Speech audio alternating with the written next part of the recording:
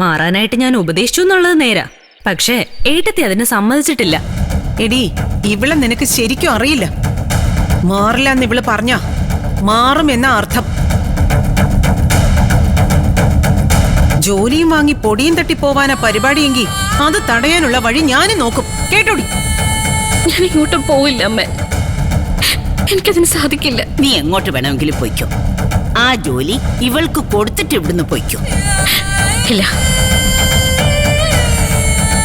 എന്റെ സുധേട്ടന്റെ ജോലി എനിക്ക് തന്നെ വേണം.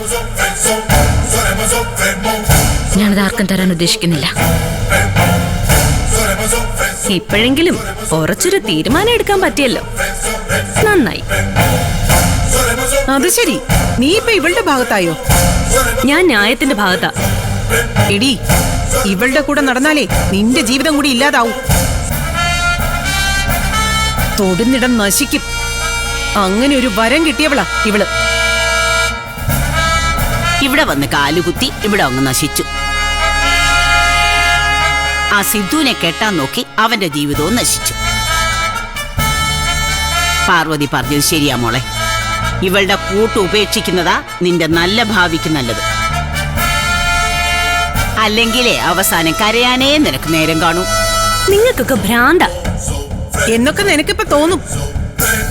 പിന്നീട് മനസ്സിലാവും ആര് പറയുന്നതാ ശരിയെന്ന്. ആ ജോലി ഉടനെ കിട്ടൂന്നുള്ള വിചാരം ഒരുത്തിക്കും വേണ്ട. അത് നടക്കില്ല. ഞാൻ തടയും. എന്നിട്ട് നിനക്കത് കിട്ടുകയാണെങ്കിൽ ഇല്ലടി, കിട്ടില്ല.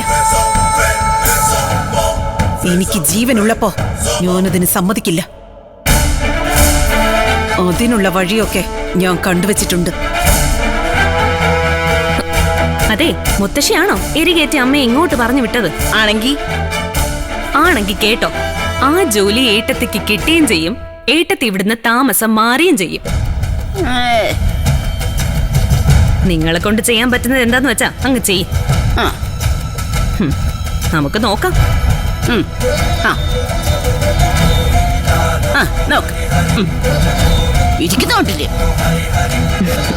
ഏട്ടത്തി ഇവിടുന്ന് എങ്ങോട്ടും പോണ്ട. ഈ വീടിന്റെ ഐശ്വര്യം എന്റെ ഏട്ടത്തിയാ. ഏട്ടത്തി എപ്പോഴും ഇവിടെ തന്നെ വേണം. എങ്കിലേ കല്യാണം കഴിഞ്ഞു പോയാലും എനിക്കിങ്ങോട്ട് ഓടി വരാൻ തോന്നും.